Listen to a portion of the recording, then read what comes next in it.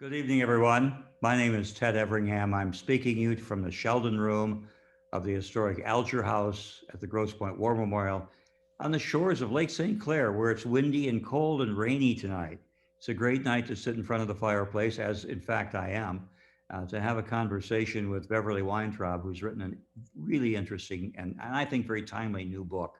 Um, we're presenting this program, as we always do, in partnership with the Gerald R. Ford Institute for Leadership in Public Policy and Service at Albion College. I see Eddie Visco is on my screen. He's the Associate Director of the Institute, and he knows the two people I'm about to introduce. Thank you again, Eddie, for taking part. It's great to have the college and the Ford Institute take part in these conversations. I'd like you to meet Sheridan Leimbach, Albion College sophomore. Wave your hand there so we'll see you, Sheridan. She's from the Lansing area, history, public science, political science studies at the college. Some thought about going to law school someday, and we happened to meet on campus just the other night. Sheridan, it's great to have you with us. And also Liz Vogel. You'll see Liz, wave your hand. Liz is a 2004 graduate of Albion College. She's a classmate of Eddie Visco that I just mentioned, and was a Ford Institute student, a history major there, as I was. I've often told Liz, and I will tell you, Sheridan, you have it harder than I do because there's more history to study than when I was in college. So that's the lineup of our guests. For those of you who are not muted, please do mute. That'll help us a lot. We're going to have a conversation this evening, last about an hour, about Beverly Weintraub's new book, which is called Wings of Gold. We'll talk about that in a moment. We'll have time for a question and answer period. If you have questions, please add them to the chat function on your screen. You go to the bottom and hit the word chat, and you can type out your question. Mike Montgomery across the table from me, who's our producer, will be curating those questions, passing them on to me, and I'll pass them on to Beverly. With that, I need to introduce Beverly Weintraub. Beverly, wave your hand. Hello, so good to see everyone. Thank you so much for coming. Well, it's great to have you here. Beverly is a Pulitzer Prize winning journalist and an instrument rated pilot, a private pilot.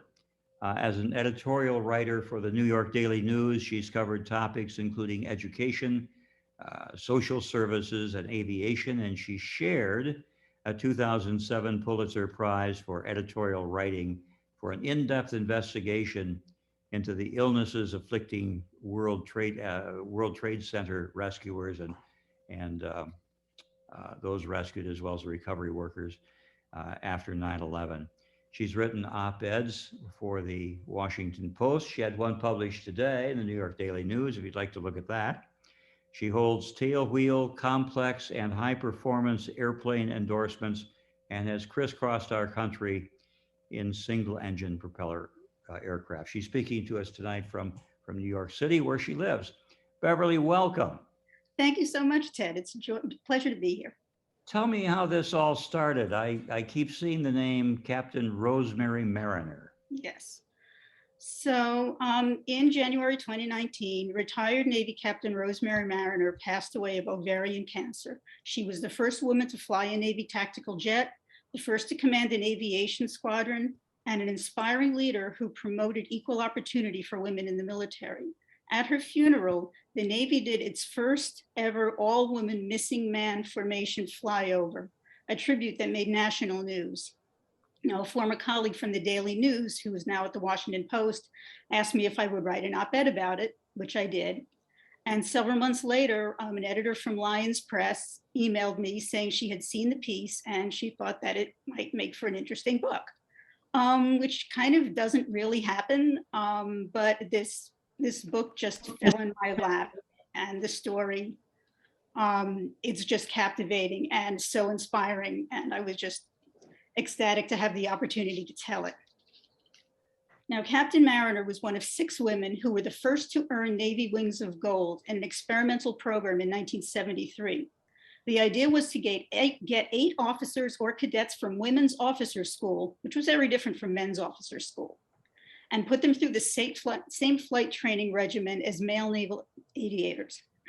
26 women applied, but only 4 qualified after taking tests for IQ, 20/20 vision, physical and psychological health, and mechanical reasoning and spatial relations, which were things that girls in the 1960s didn't really have much exposure to. So recruiters were then asked to find 4 civilians, which they did.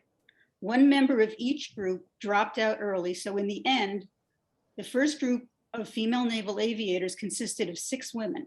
All but 1 of them came from military families.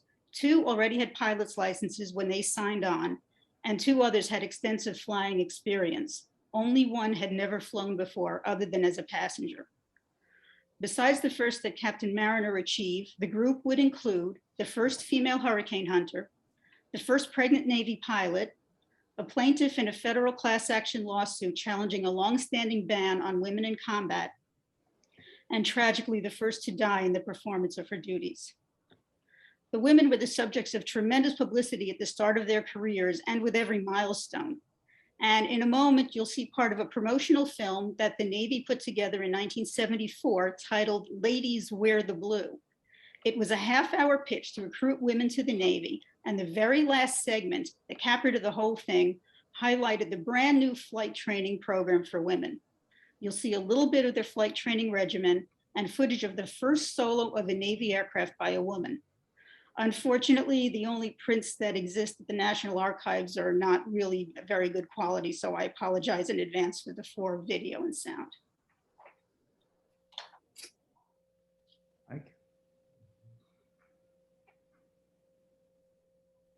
We have the video. 6 young women have been selected to pave the way for future women in naval aviation. They are expected to perform the same as men. They go through the same classes, same drills, same exercises, and they fly the same planes. On May 10, 1973, Lieutenant Judith Neufer became the first woman to solo in a Navy aircraft when she took off in a T-34 from the Naval Air Station, Saucely Field, Florida.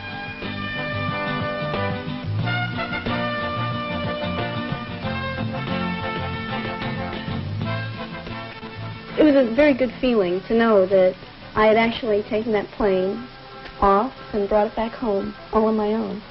It was definitely a feeling of satisfaction, a feeling of having gotten over one hurdle. And I think it helped to sort of build a little confidence, too, that we are in the program, we can fly the plane, and we are able to cope with the pressures and the rigorous training that we're involved in. Our Navy's strength lies in the fact that individuals are given the chance to show what they can do. Black or white, male or female, the opportunity is there.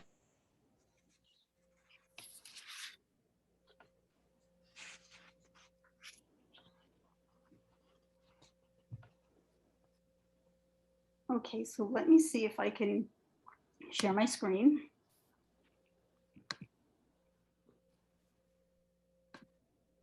There we go. Can you see that? Yes. Yep. Okay, so that's my book, Wings of Gold. It's the true story of these 6 remarkable women who carried on their shoulders the fate of the future of women in naval aviation. They were not expected to succeed, and they were certainly not expected to make careers in the military. But from the battle over the Equal Rights Amendment and the end of the draft to Tailhook, the Iraq War, and the fight to overturn the combat exclusion, the original female naval aviators bore witness to history and made history of their own.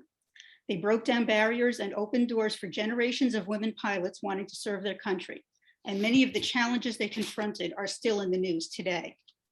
The story starts with this gentleman, Admiral Elmo Zumwalt, the youngest Rear Admiral and the youngest Chief of Naval Operations in history. When he was named CNO in 1970, against the backdrop of the Civil Rights Movement, the youth counterculture, and the sexual revolution, he had a morale crisis on his hands. The Navy's reenlistment rate, which was normally about 35%, was down to 9.5. He needed to change how the Navy did business, and his method was what were known as Z-grams, Z as in Zumwalt, 121 messages from the top of the chain of command directly to the fleet. One of the first stated at its goal, restoring the fun and zest of going to sea.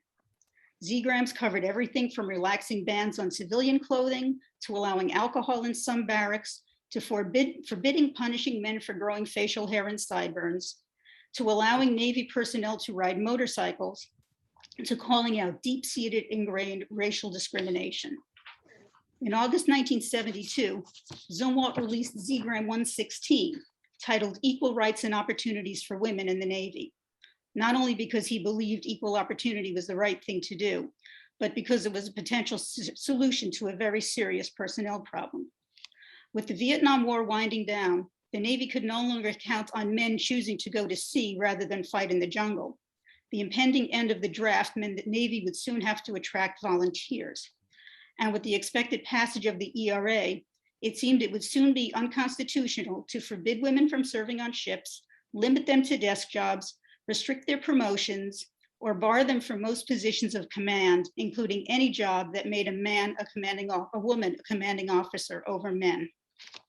2 months later, Navy Secretary John Warner announced that flight training would be open to women. And these are the 6 who became the nation's first female naval aviators.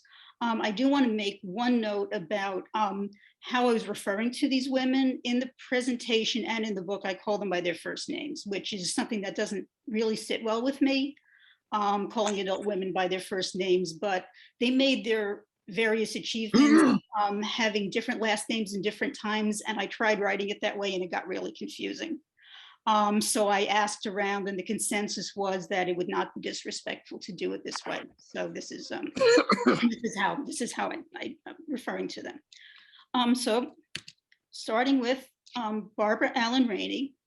She was an outstanding high school and college athlete, and after graduation, she joined the reserve to follow as closely as she could the path of her brother, a Marine helicopter pilot who served in Vietnam. She was commissioned as an ensign in December 1970 and promoted to lieutenant junior grade in March 1972. At the time, there were few career options for Navy women outside the medical field, and she did not have a nursing degree. So when she heard about Warner's announcement, while serving as a communications watch officer with the Supreme Allied Command Atlantic, she jumped at the chance. 2 years later, Excuse me, Bev. Ladies and gentlemen, if you're watching at home, please, please, please mute your microphone. We're getting some background noises that are distracting and a little unpleasant. Thank you. 2 years later, Barb became the United States' first female naval aviator when her father, retired Commander Bill Allen, pinned wings of gold on his daughter. In the recruiting film, there's a shot of Barb kneeling on the wing of the T-34 mentor trainer holding a fuel cap in her hand. She flew the C-1 Trader and the T-39 Saberliner and was one of the first women to be part of a 2-pilot family trying to figure out how to navigate competing Navy careers. Tragically, she was killed in a crash in 1982, working as a flight instructor at Middleton Field in Alabama. She's buried at Arlington National Cemetery. This is her official portrait, painted after she won her wings of gold. It's in the collection at the National Naval Aviation Museum in Pensacola, Florida. Judith Neufer Bruner was the first woman to solo a Navy aircraft, as you saw in the film. She was the daughter of an Army Air Corps veteran who managed a small airport in Ohio. She flew with her dad in his Piper Cub and soloed at 16, but aviation was expensive. And as a Star Trek fan, she wanted to work for NASA and find life in outer space. But after struggling to afford college, she was ready to listen when an Army recruiter came to campus and offered to pay for her senior year if she enlisted. She wasn't interested in that, so she asked a Navy recruiter if he could match the deal, and he couldn't. But the program sounded interesting anyway. She spent summer between junior and senior years at Women's Officers School in Newport, Rhode Island, and in June 1970 graduated with a bachelor's degree in the morning and took the oath as an ensign in the afternoon. She was working as a computer programmer in San Diego when word went out about flight training, and it reawakened her interest in aviation.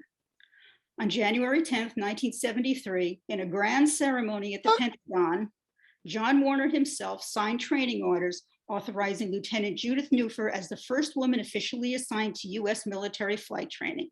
And these pictures were taken at the Pentagon press conference. Warner even brought out a huge set of wings for the occasion. Now, this wasn't the only publicity she would be called upon to perform.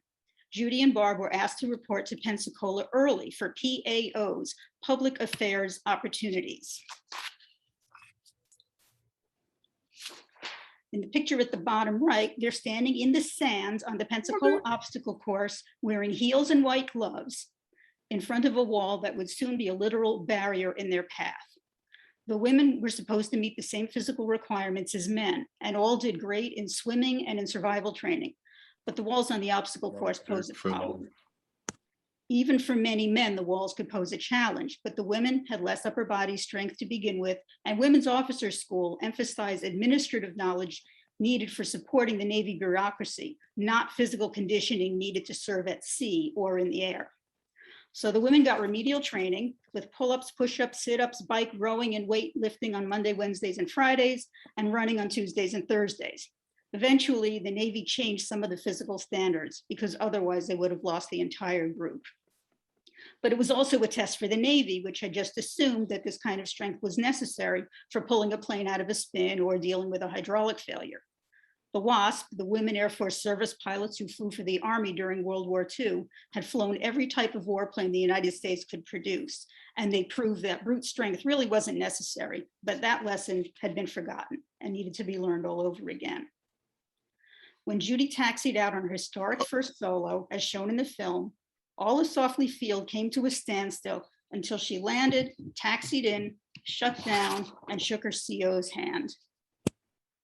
Now, all this publicity might seem flattering, but military flight training is hugely challenging, and there's very little margin for error.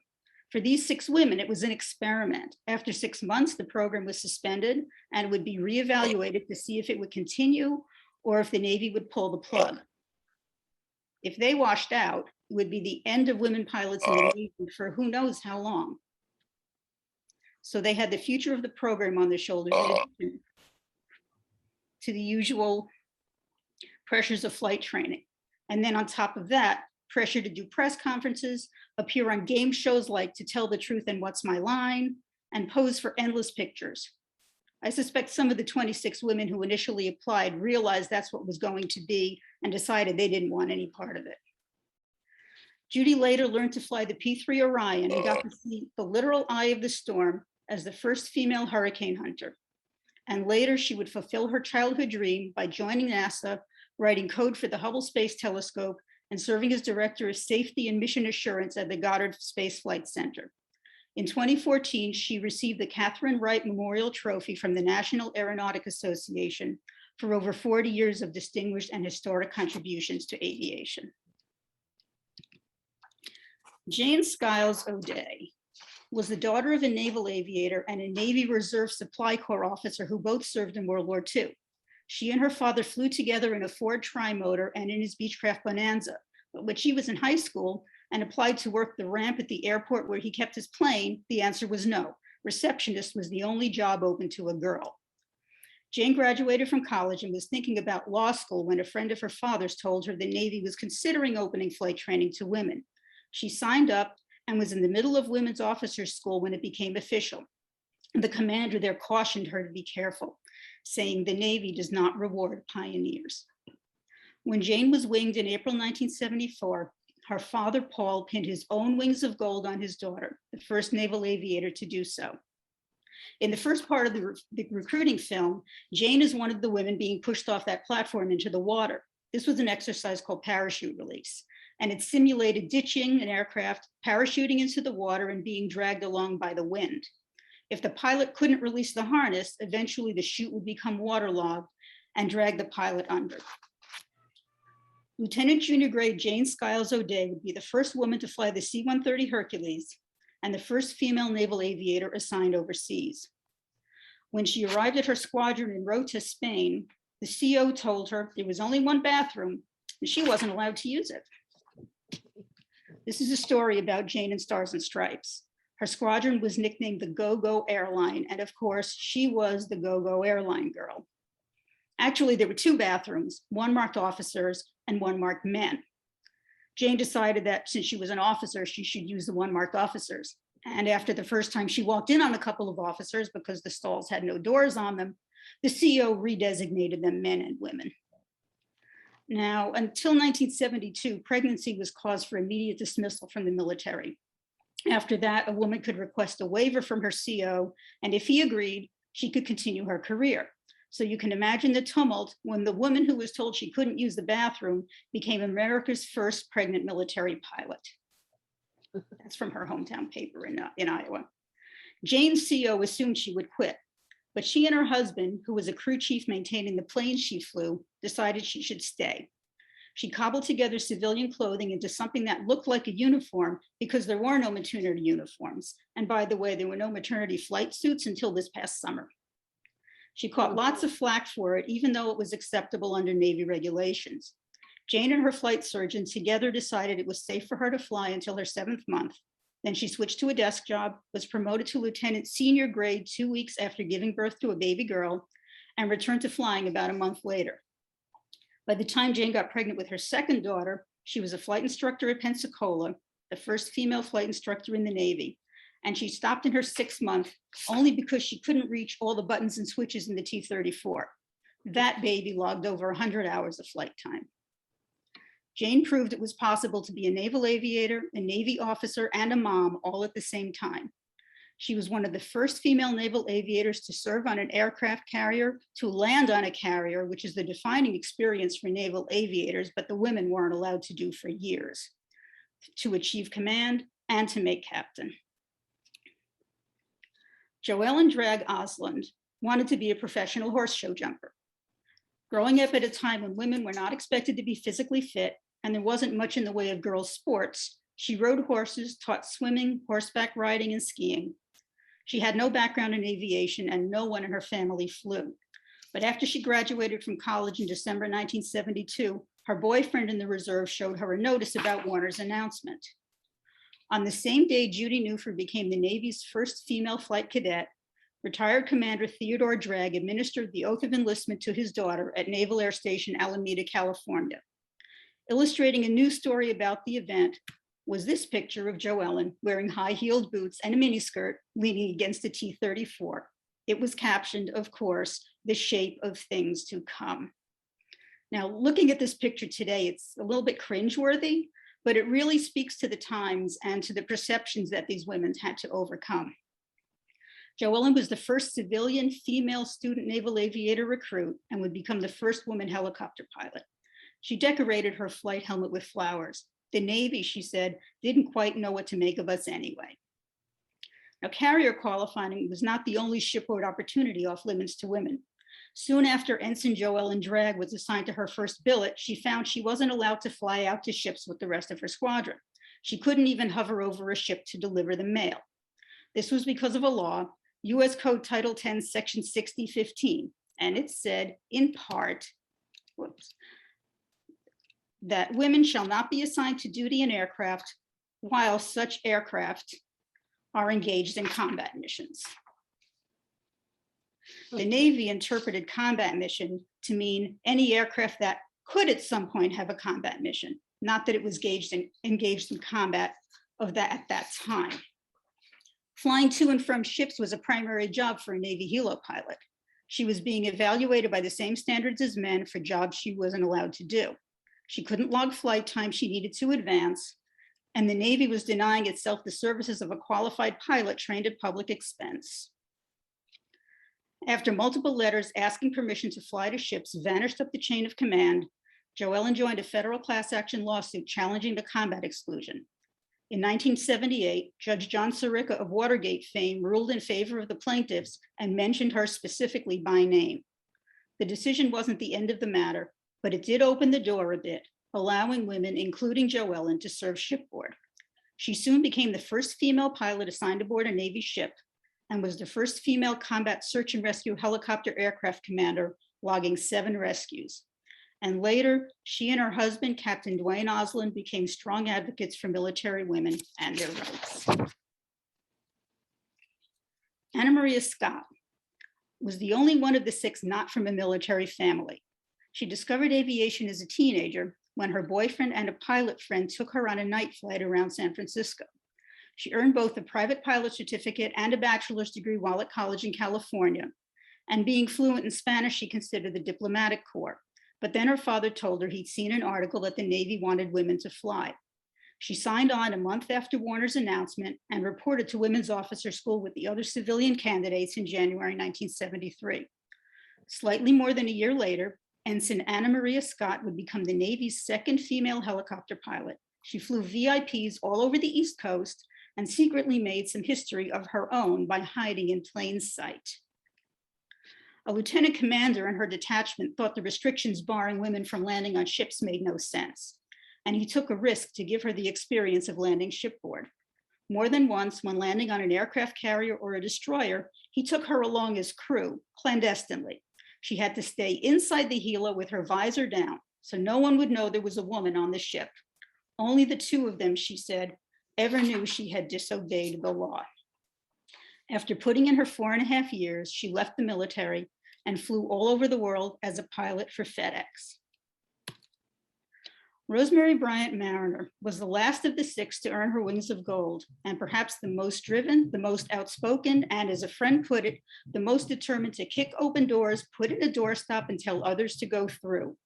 She was also the only one clearly focused on aviation as a career. She was the daughter of a World War II Navy nurse and an Air Force captain who died in a crash near Atlanta when she was 3. 5 years later, the family moved to San Diego. One of her favorite pastimes when babysitting her 2 sisters was to bring them to watch jets take off and land at Naval Air Station Miramar. By 9th grade, she decided she was going to be an airline pilot. So she cleaned houses and washed airplanes to pay for lessons and earned her private pilot certificate at 17 while still in high school in 1970, the year Barb was commissioned. She enrolled at Purdue University, where Amelia Earhart had once been an in-house expert on women in aviation, and she was the only woman among 20 or so men in the professional pilot program. She was in her junior year when Warner made his announcement, and a recruiter said she could make the cut if she graduated by January 1973. So she scrambled to finish her degree in just 2.5 years. She tested out of her remaining classes, aided by professors and university administrators, including a female dean who had served in the Navy during World War II. And she earned her bachelor's degree a week before the deadline. She was the first female graduate of Purdue's aviation technology program with 620 hours in her logbook and certificates up to and including multi-engine instrument flight instructor. 2 weeks later, she was on her way to Women's Officer School amid a storm of publicity about the new prospective female Navy flyers. Johnny Carson talked about her by name on The Tonight Show. She was 19. Ultimately, she would log more than 3,500 hours in 15 types of military aircraft, hold a master's degree in national security strategy from the National War College, was a staff member for the Joint Chiefs of Staff, and chairman of the Joint Chiefs Chair in Military Strategy at the War College. She was, in the words of author Deborah G. Douglas, arguably the most historically significant woman in American aviation since Amelia Earhart and Jacqueline Cochran. Cochran was one of the founders of the WASP, and at the time of her death in 1980, she held more aviation records than any pilot, man or woman. Throughout her career, Rosemary worked to expand the opportunities available to Navy women, like carrier qualifying, landing a helicopter on a ship, or flying jets. At the end of basic flight training in Pensacola, depending on factors including their grades, naval aviators were sorted into 3 pipelines: jets, propeller planes, or helicopters. The men with the best grades got to fly jets, but the women only got props or helo. Rosemary would have qualified for the jet pipeline, but she wasn't allowed. Women didn't fly jets. But at her first billet, her CO saw parallels between the obstacles Black service members had faced in integrating the military and the challenges facing the new female naval aviators. Commander Raymond Lambert was the first Black CO at Naval Air Station Oceana, Virginia. He became her mentor, a pair of firsts, and provided a roadmap for how the women should band together, network to protect their careers and each other, and document everything that happened for the record. When Lambert needed more jet pilots, he sent a request for all his junior propeller pilots, including her, to do jet transition training. Her orders got lost. But an ex-fighter pilot up the chain of command named Chuck McGrail, who later became a rear admiral, made sure her orders got found and approved. In 1976, Rosemary became the first woman to qualify in a tactical jet, the A4EL Skyhawk. And by the end of that year, she became the first woman to fly a frontline light attack aircraft, the A-70 Corsair II. She learned to fly the A-7 in a squadron in Jacksonville, Florida, where the CO was John McCain. On her very first flight, he cut her solo short and had her recalled to the base so reporters could get the story of the later jet fighter pilot in the next day's paper. Now, for Jane O'Day and her husband, Tom, juggling two careers wasn't so complicated because he was an enlisted man who left the Navy when they returned stateside. But Rosemary Mariner and her husband, Tommy, were both officers and naval aviators. Usually deciding whose career comes first was a major issue when husband and wife were both on active duty. But he realized early on that she was unique, even though she did not want to be seen as exceptional. So he felt that her career should come first. When they retired from the Navy, he held the rank of commander and she was a captain. Still, he had opportunities that she did not. Even as she became the first woman to command an aviation squadron in 1990, she acknowledged that her husband was a window into a world she was not allowed to see. This is from her piping on ceremony at VAQ 34, a tactical electronic warfare squadron in California. And here she is in an A7 with her name on it at VAQ 34.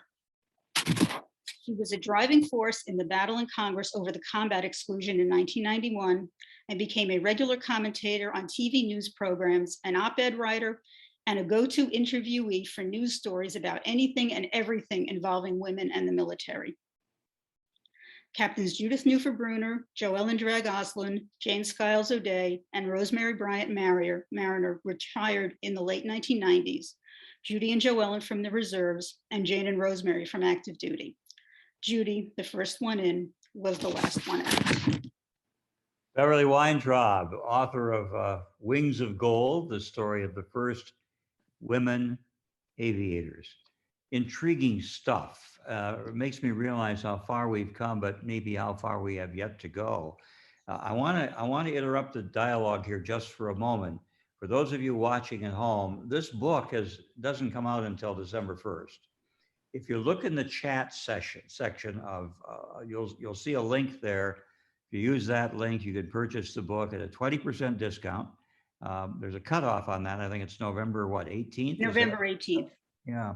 Yeah. So that's worth having. This is a remarkable story. I've got to open this for questions. Liz Vogel, I see you there. Do you have a question for Bev?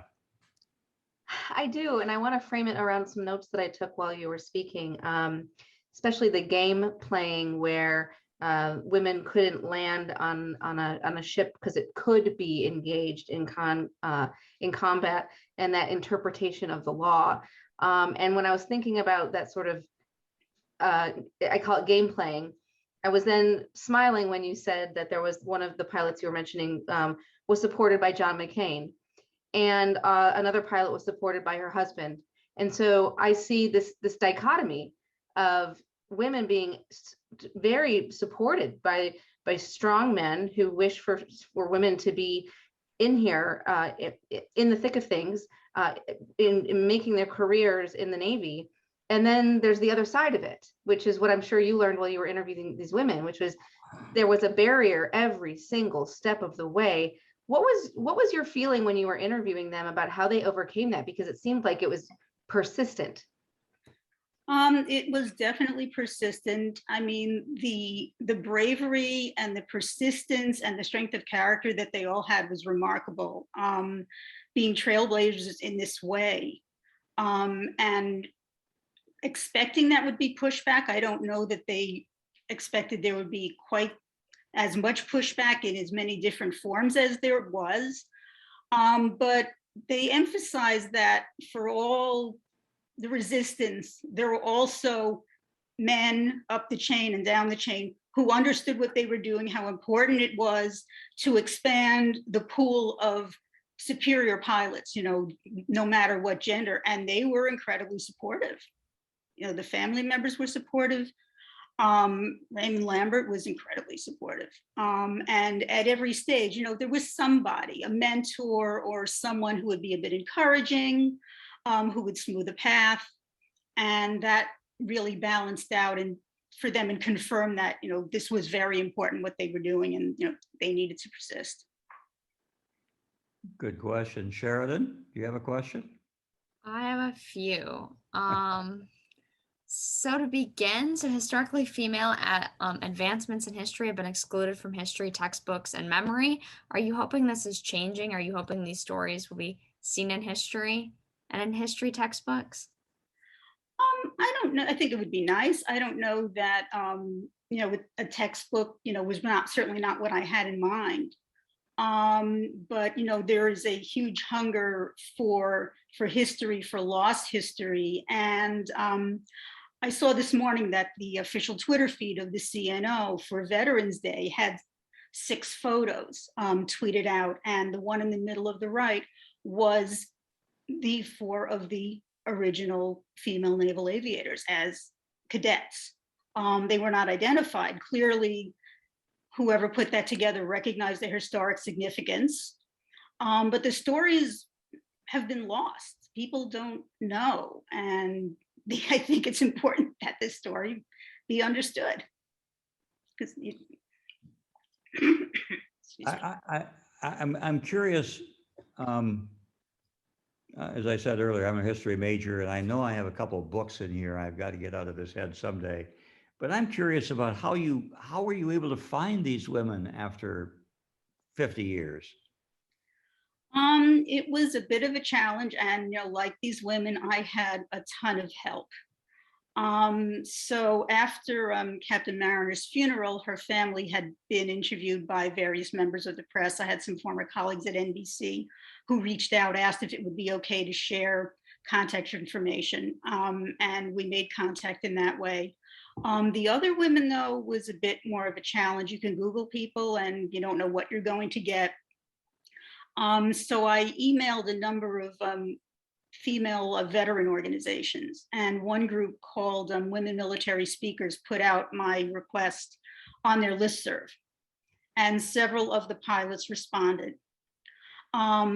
The other person who responded, who I could not have done this book without, was a woman named Louise Griffin, who was an alternate, was supposed to be an alternate in this for the first group of 8, but the powers that be decided they wanted to see what the attrition rate was, so there would be no alternates.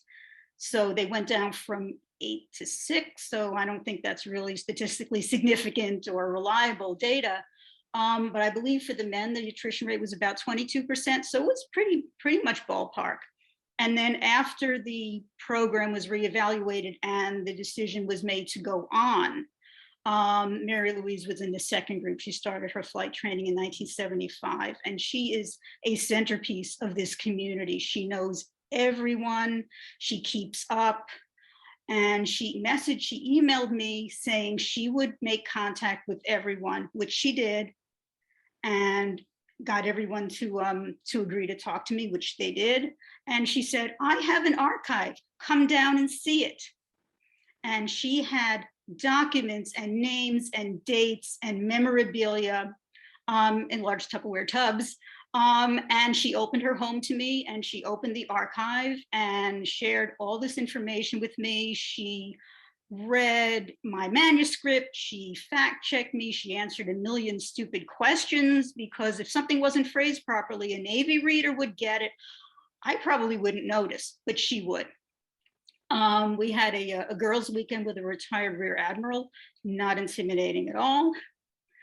And it was just, she was just an invaluable help, and that's how this came together. It's an amazing story. Liz? I'm just curious in this interview process, and you're interviewing these living legends. How much just pilot shop talk did you do just to talk about their experiences, not so much the adversity and their story, but just their pure love of flying? There was quite a bit of that. I mean, I was surprised that after they retired, they really didn't fly anymore. I think it was a job. They loved it, but that was over. So they were no longer in the air, had hung up their wings. But it was certainly a point of commonality, and it's helpful, if you sort of speak the same language. If you're talking about basic aerodynamics, then you don't have to stop and explain. It helps the conversation move along. I'm sure it does. Sheridan? Yeah. So I read through the summary that's available since the book's not out yet. And as a poli-sci major, it really stood out to me. The federal lawsuit stuck out to me. So I was wondering if you could discuss further, like what the basis of that lawsuit was, like the general perception of individuals, and then the impact that decision had on the Navy and other branches of the military. Well, I'll read an excerpt in a little bit, and part of one of the excerpts deals with the lawsuit. It was actually started by several enlisted women who were stymied in their careers, and then several officers signed on. And it was the first direct challenge to this longstanding federal law and the interpretation of the federal law. That basically these women were brought in to do a job they were not being allowed to do. And it was a waste of taxpayer money. The Navy was depriving itself of skilled, trained people. And, women had been offered careers that they couldn't pursue. Sounds, I'm older than the two women who've been asking you questions. And so I remember some of these things, and I lived through some of these things. And those who know me, and there aren't many who do, will realize that I'm married to a barrier breaker. And I invited Liz because she's a bit of a barrier breaker. And I'm sensing, Sheridan, that you fit there as well. Well, time will tell. Liz, you have another question? It's a question or a comment. It feels like the last comment you said, Bev, is they were invited into this career and then they were stymied. So they were invited. And it was at the top level, those Z-grams, we want women in the Navy. And then as soon as they were allowed in, every little step along the way, someone was putting a hook in front of them and tripping them or pulling the rug out. You've talked about their character, but that has to have been so disheartening. They must have been crestfallen. They've gone through all these rigmaroles. Did they feel that way or not really? I reading between the lines, there was a lot of frustration. Several of the women, as when their contracts were up, they went to the reserve off active duty because of those limitations. They stayed with the military, but in the reserves.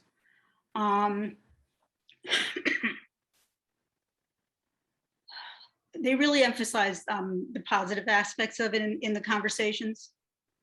And I really think that's how they saw this opportunity. And it was an experiment. You can dictate something from the top. Does that mean everybody is going to go along? No, you're talking about changing an entire culture, and that's extremely difficult, and it takes time. And I don't think it would have been possible to change everything at once. Yeah. I've invited people to submit questions through the chat function of Zoom, and we've had a lively dialogue and a lot of very favorable and excited comments. Bev, you'll be interested in seeing them. I do have a question, though, that was submitted. Were you able to learn through your research how the Navy, or whether the Navy, considered the success of women who'd served their countries in both the United States and Great Britain during World War II, flying multiple types of aircraft? You're talking about the WASP, and I can't remember the name of the equivalent British organization. ATA, thank you, Liz. I believe that their service was considered a great success. Hap Arnold had nothing but totally complimentary things to say when the WASP were totally dissolved, and he was initially against the idea of having women fly for the military at all. But the program was dissolved. The women were sent basically stateside. The women were sent packing. They didn't need you anymore. They needed to pay their way home. They didn't get veterans benefits until the 1970s. So there was a real disconnect there, and lessons learned that were pretty quickly forgotten and needed to be learned all over again. I have another question for you, but first I want to get Sheridan back here. You indicated you had several. I sense you do. Yeah, I had a few different questions. It's definitely a book I will be reading, possibly adding to my Christmas list.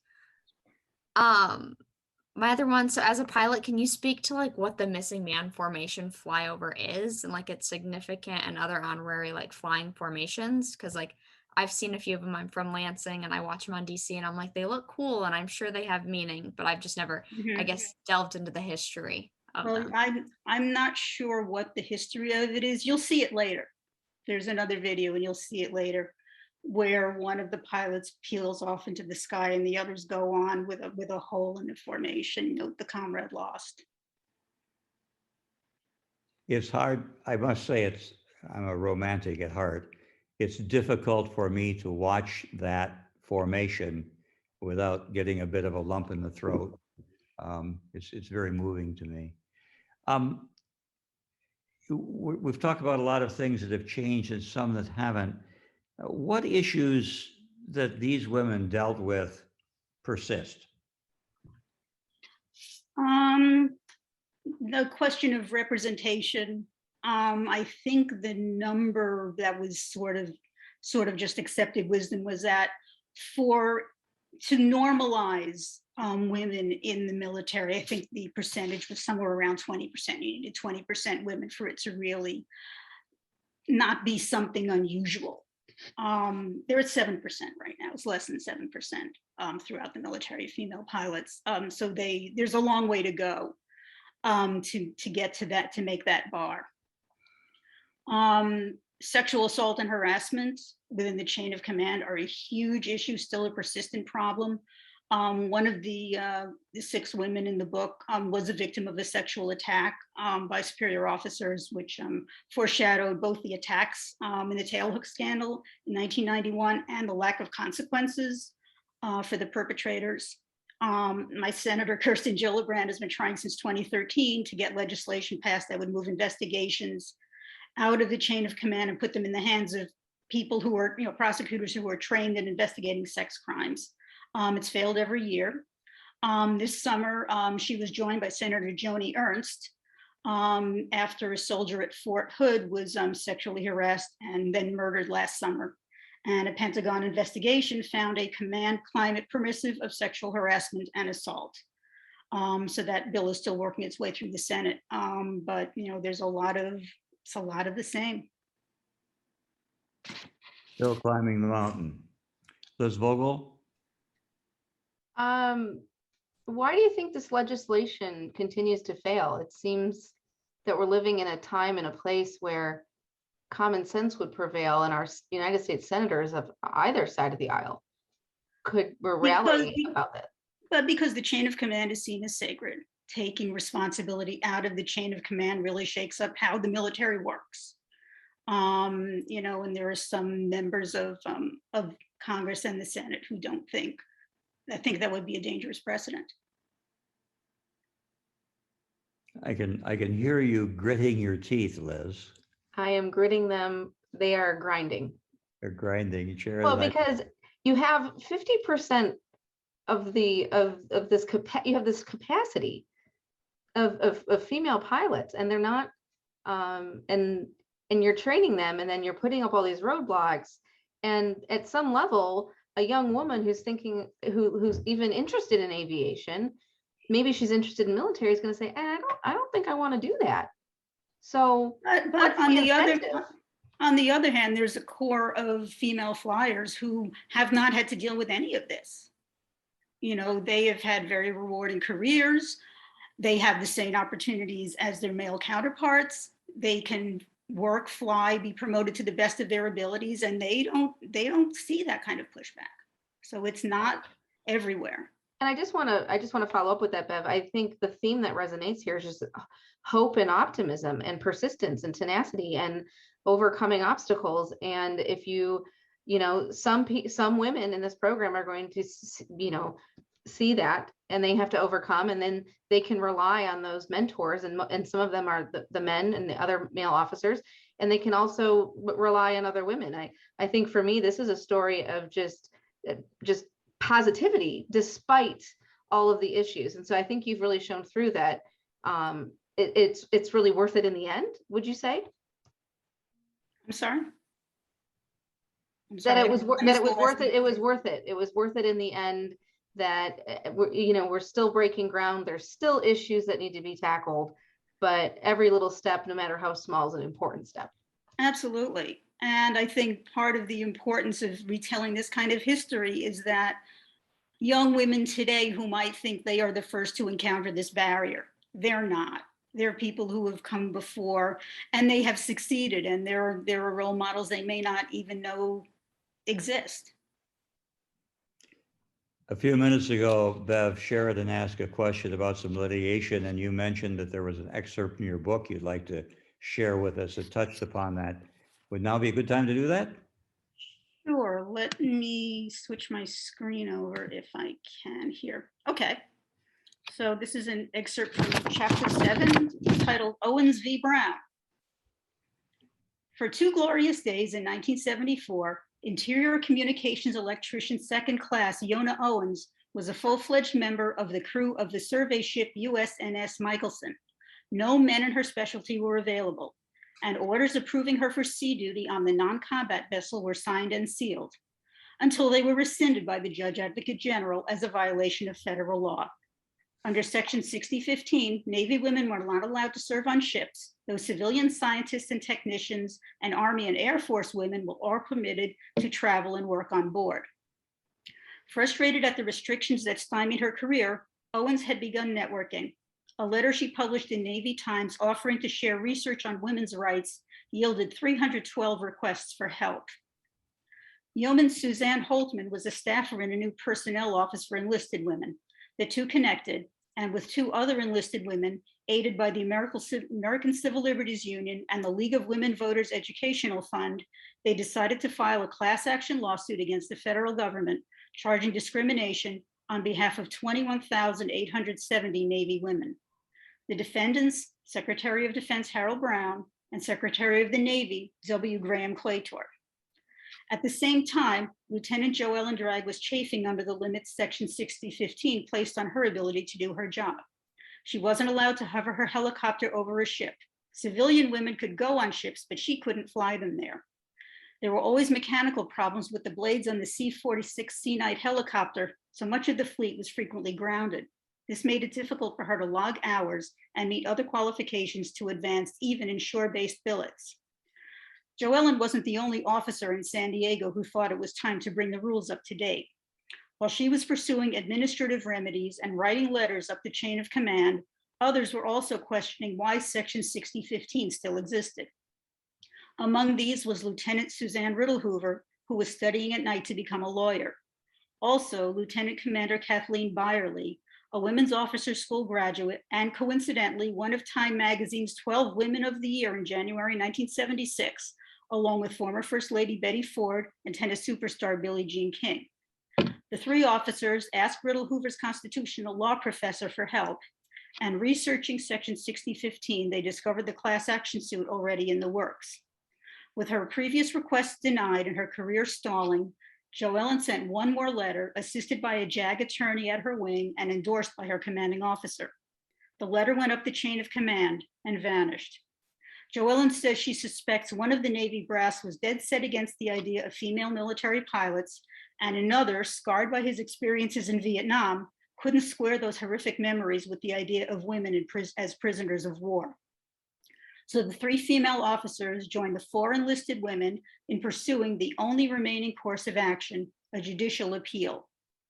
Joellen didn't have to testify, and life went on as usual. Most of the men in her squadron weren't even aware there was a lawsuit, let alone that she was a named plaintiff. But on July 27, 1978, Judge John Sirica, who had presided over trials stemming from the Watergate scandal, ruled Section 6015 unconstitutional, and his opinion addressed Joellen specifically by name. The Navy saw there was no argument left and declined to appeal. 3 months later, the Defense Authorization Bill amended Section 6015, leaving severe limitations in place, but it redefined the role of female aviators and allowed them for the first time to land on ships at sea. For the first time in Joellen Dragg's career and in Navy history, a female helo pilot would be assigned to duty aboard a US Navy ship. The ship was the Vancouver, and the assignment was a 6-day military exercise 300 miles off the California coast. Flying out and landing, the only woman within miles, Joellen was tasked with retrieving remote-controlled drones launched from the ships in the exercise. Measuring 8 to 10 feet long and looking like miniature orange airplanes, the drones simulated enemy aircraft for ships and planes to shoot at. Eventually, they would ditch in the ocean, and the helos would fly over to retrieve them one at a time. A crew member sitting in the doorway, dangling 10 feet above the ocean, would snag the drone with a long pole and then attach it to a cargo hook in the floor. There were dangers. If the drone was at the wrong angle of attack, it would start flying on its own underneath the helo and cause serious damage. A chopper that hovered too low could suck ocean water spray into the engine intakes, collect salt on the turbines, and stall. That's what happened to the second helo in the exercise. The crew couldn't restart the engine and the chopper flipped over in the sea. Joellen flew over to rescue the second helo's 5 crew members and return them to the ship. After recovering the rest of the targets and landing again, she wandered off towards sickbay to see if the other crew was all right. Suddenly, a sailor jumped out, saluted, and said, "I owe you an apology, ma'am." The sailors had been on the signal bridge when the helo went in the water, and they'd all bet that she was the pilot who'd been flying. They let the woman touch the controls, and she crashed. For the next 3 or 4 days, with the second helo crew grounded until the accident investigation was over, she and the other remaining male pilot had to do all the flying. More than once, hovering near the ship, she caught sailors taking pictures of the lady helo pilot recovering targets. Fascinating stuff.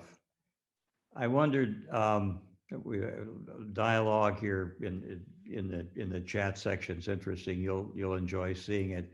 I want to mention again that the book Wings of Gold that we've been talking about tonight is available December 1st. There's a discount, a 20% publisher's discount that you can enjoy by looking in the chat section.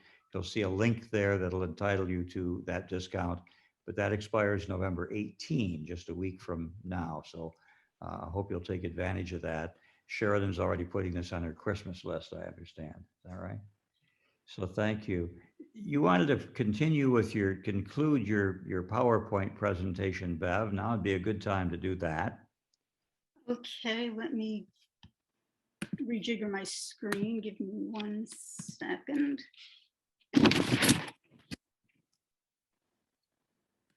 We've been practicing this off and on during the last week or so, trying to get people who write words for the eye to create visual images. Here we go. Can you see that? Yeah. In 2017, Women in Aviation International inducted the first female naval aviators into their Pioneer Hall of Fame. It was the first time they had been together as a group, with John Rainey, also a retired naval aviator, representing his wife, Barb. And that's everyone. My goodness. Among the cheering audience members were some active duty female naval aviators who, 2 years later, would fly the Navy's first ever all-woman missing man flyover at Captain Rosemary Mariner's funeral in Tennessee. And those are the flyover pilots. All of whom are women. Yes, the crew, the ground crew, everyone involved with this mission was a woman. And these are some of the original female pilots at the hotel where the guests stayed. That's Joellen Drag-Osland at the far right, and Judy Neufer Bruner standing next to her. And then 2 over from Judy is Mary Louise Griffin, who I talked about a little bit, and you'll be hearing a little bit more about later. And this is my last picture at the hotel. The past and current generations honoring one of their own. It's an amazing story, Bev. One that I've seen in the chat. People are already ordering your book, and I'm delighted. It's going to be on my Christmas list. Wonderful, thank you. It's going to be on my Christmas list too. Sheridan, one last question for you, from you. All righty. Let's see where we're at.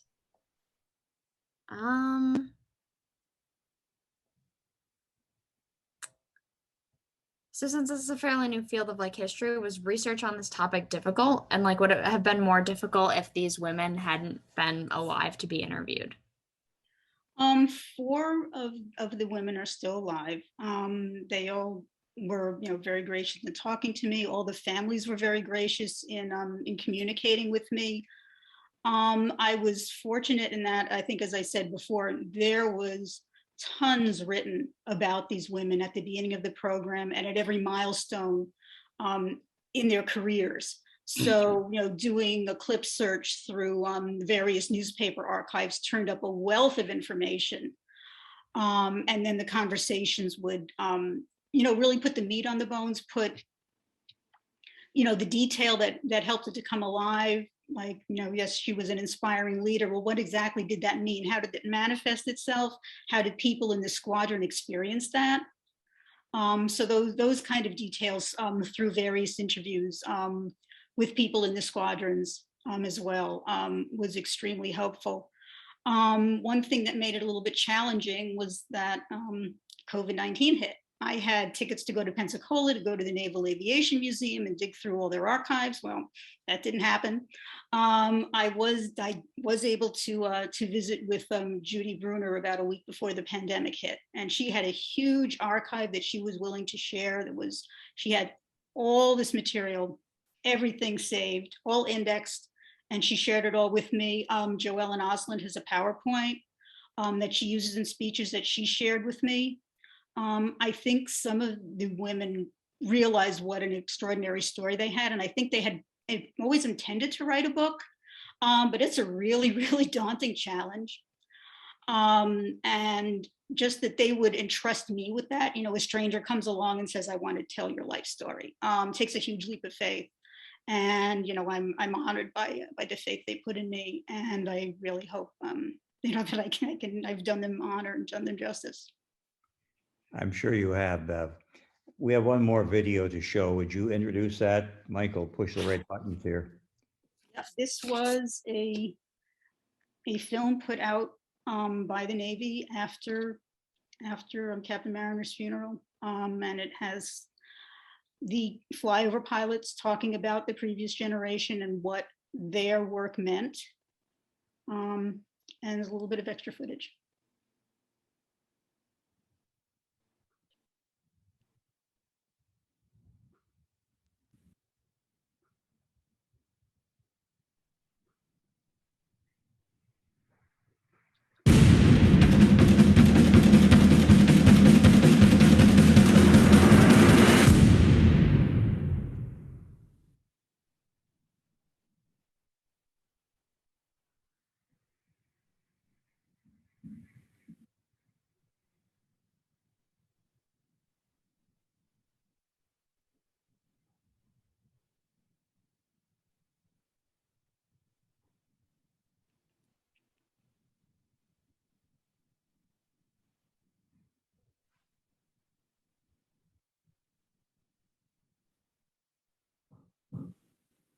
There was an email that went out from the second female jet pilot. Her name's Captain Retired Mary Louise Griffin. She was kind enough to let us all know of Captain Mariner's passing last Friday. The flyover idea came shortly after that from a group of incredible retired women aviators who had quite a few contacts, made some calls, and I think by Monday the planning was well in the works. One of the neatest things about this flyover is that of all of us sitting here today, we would not be sitting here were it not for some of the work that she did. As well, we have 2 Top Gun graduates, we've got a commanding officer, an executive officer, and combat veterans sitting here. We would not be here today without her, and none of us are firsts. And she was a first, the first female jet pilot and the first commanding officer. The fact that none of us are first is really a testament to her.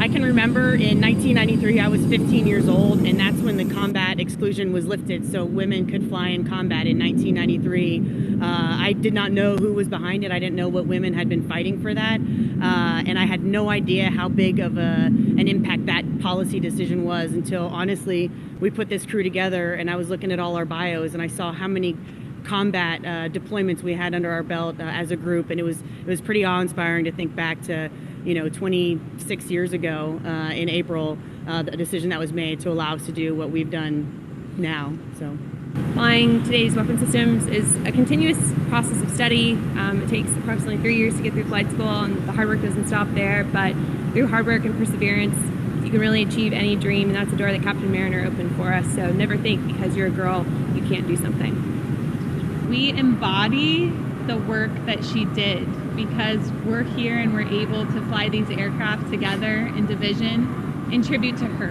and her service and the actions that she had to undertake in order to enable us to be here. And that's where our focus really lies.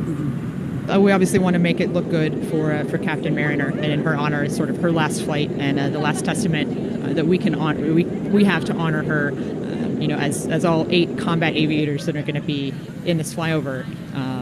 It truly is kind of the last measure of what her legacy has left for us.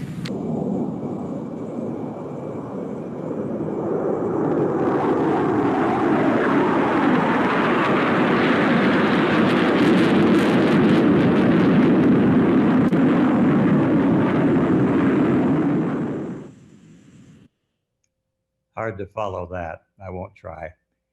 Thank you so much, Bev, for being with us tonight. Oh, thank you for having me. Again, the chat will tell you, I think it's on our website here at the War Memorial as well, how to get this. People are applauding you. And I will applaud you too. It's a wonderful book. It's a great story. I'm eager to read it. It's going to be on my Christmas list as well. I know a number of people who are watching tonight have actually ordered the book while we're talking. Thank you so much for that.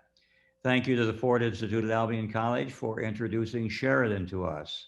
We wish you well at the college. I'm going to tell in a moment, I'm going to talk about our next American Democracy Series conversation, and I think you'll be interested. I hope you'll be interested. Liz Vogel, my little sister, thank you so much for joining us from the North Country. It was good to see you yesterday, and stay in touch. Again, Bev, thank you so much for being with us. It's just a remarkable story. I'm really at a loss for words, but I am. Thank you. Well, thank you so much, and thank you for doing this for us. It's our pleasure. Our next American Democracy conversation will be next Wednesday, just 6 days from now, Wednesday the 17th, 7 p.m. You can get information about this on the War Memorial website, of course, 6 days from tonight. Professor Thomas Henthorn will be with us to talk about Alexis de Tocqueville and his book, American Democracy, going back centuries now, and telling us about what it teaches us about us today. Alexis de Tocqueville, American Democracy, Professor Thomas Henthorn, 6 days from now. I hope I'll see you then. We love having you with us. Thank you all very much, and have a good week.